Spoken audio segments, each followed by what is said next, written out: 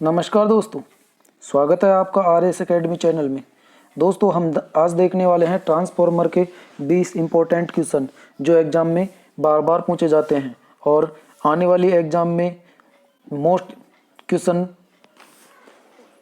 माने जाते हैं। दोस्तों आज हमारा पहला क्वेश्चन है, ट्रांसफॉर्मर किस सिद्धांत पर कार्य करता है। तो दोस्तों ट्रांसफॉर्मर अन्योन्य प्रेरण के सिद्धांत पर कार्य करता है। तो आपका राइट आंसर है दोस्तों ए।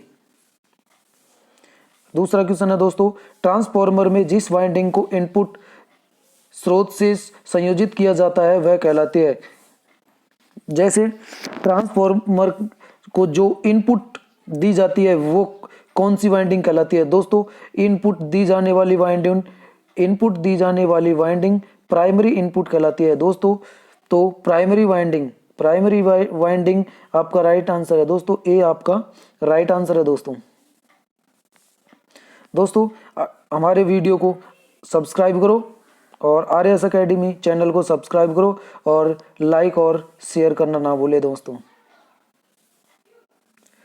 ट्रांसफार्मर कौन सी विद्युत धारा पर कार्य करता है। दोस्तों ट्रांसफार्मर कौन सी विद्युत धारा पर कार्य करता है दोस्तों।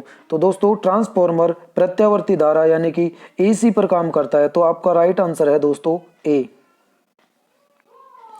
ट्रांसफार्मर की दक्षता होती है दोस्तों, ट्रांसफार्मर पूर्ण दक्षता मानी जाती है दोस्तों। तो यानी कि 90 से 98% इसकी दक्षता मानी जाती है। तो आपका राइट आंसर है दोस्तों डी।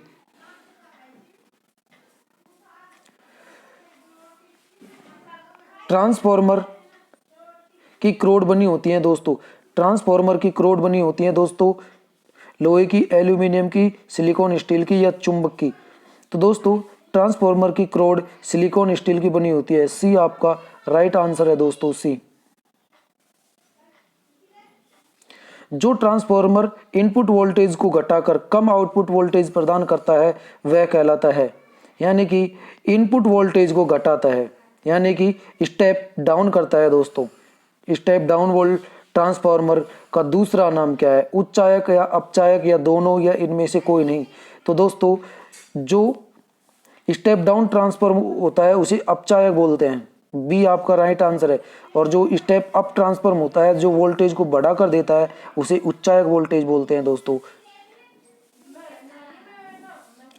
निम्न में से कौन सा ट्रांसफार्मर का भाग नहीं है। दोस्तों ट्रांसफार्मर का भाग कौन सा नहीं है इनमें से, ब्रीदर ये ट्रांसफार्मर में होता है, कंजर्वेटर ये ट्रांसफार्मर में होता है, आर्मेचर तो और क्रूड। तो दोस्तों आर्मेचर होता है वो रोटेटिंग पार्ट होता है जो डीसी मशीन या फिर मोटर या जनरेटर इनमें होता है। दोस्तों तो ये सी आपका राइट आंसर है, सी। आर्मेचर ट्रांसफार्मर में कोई सी भी जगह यूज नहीं लिया जाता है। दोस्तों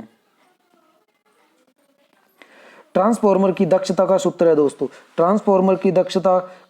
दोस्तों, तो जितना आउटपुट निकालेगा, आउटपुट अपॉन इनपुट इनटू 100, ये दोस्तों ट्रांसफार्मर की दक्षता होती है। Output upon input into 100। तो आपका राइट आंसर है दोस्तों बी आपका राइट आंसर है। ट्रांसफार्मर में भंवर धारा हानि रोकने का उपाय है दोस्तों, लेमिनेटेड कोर, लोह कोर या ऑटो वाइंडिंग या ये सभी। तो दोस्तों आपका राइट आंसर है लेमिनेटेड कोर।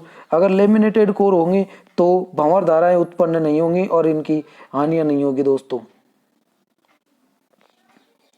किस प्रकार के संयोजन में न्यूट्रल पॉइंट की जरूरत नहीं होती है। दोस्तों किस प्रकार के संयोजन में न्यूट्रल पॉइंट की जरूरत नहीं होती है, स्टार कनेक्शन में, ऑटो या प्राइमरी या फिर डेल्टा। तो दोस्तों डेल्टा कनेक्शन होता है, ये डेल्टा कनेक्शन होता है, इसमें न्यूट्रल नहीं होता है दोस्तों। और स्टार कनेक्शन यूं होता है ये दोस्तों, तो इसमें न्यूट्रल निकलता है। दोस्तों सिलिका जेल कहाँ भरा होता है। दोस्तों सिलिका जेल ट्रांसफार्मर में जो नमी सोखने के लिए काम लिया जाता है वो कहाँ भरा होता है। दोस्तों सिलिका जेल दोस्तों ब्रीदर में भरा होता है, ब्रीदर में सिलिका जेल भरा होता है जो ट्रांसफार्मर में नमी आ जाती है उसको सोखता है। तो आपका राइट आंसर है दोस्तों ए। एक वाइंडिंग वाला ट्रांसफॉर्मर, एक वाइंडिंग वाला ट्रांसफॉर्मर दोस्तों, एक वाइंडिंग वाला ट्रांसफार्मर स्टेप अप ट्रांसफार्मर कहलाता है, स्टेप डाउन ट्रांसफार्मर कहलाता है, या ऑटो ट्रांसफार्मर कहलाता है, या इनमें से कोई नहीं।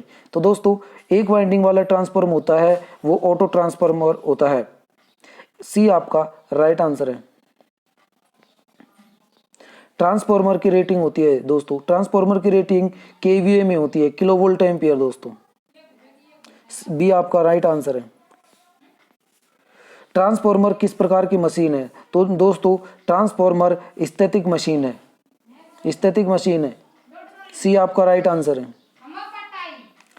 क्रोड की संरचना के आधार पर कितने ट्रांसफार्मर कितने प्रकार के होते हैं? क्रोड की संरचना के आधार पर दोस्तों ट्रांसफार्मर 3 प्रकार के होते हैं। सी आपका राइट आंसर है।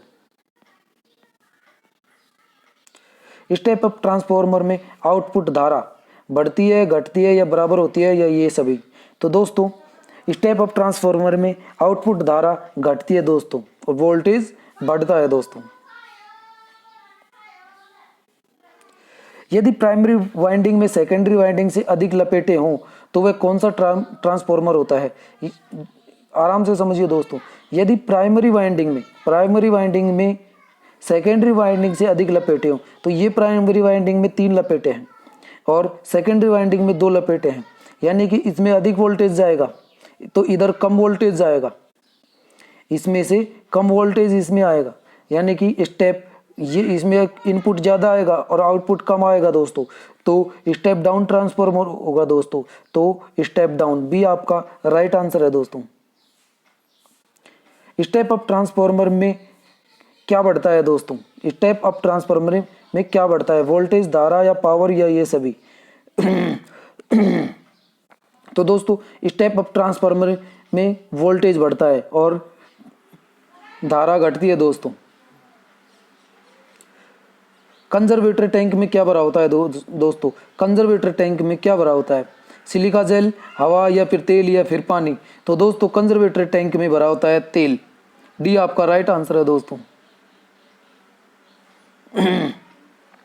नमी सोखने के बाद सिलिका जेल जो ट्रांसफार्मर में नमी सोखती है, सिलिका जेल, वो नमी सोखने के बाद उसका रंग कैसा हो जाता है दोस्तों? तो नमी सोखने के बाद उसका रंग गुलाबी हो जाता है दोस्तों। ए आपका राइट आंसर है दोस्तों। हमारे आर एस अकेडमी चैनल को सब्सक्राइब करें। Thanks watching for video. दोस्तों हमारे आर एस अकेडमी चैनल को जरूर सब्सक्राइब करें और वीडियो को जरूर लाइक करें दोस्तों। Thank you.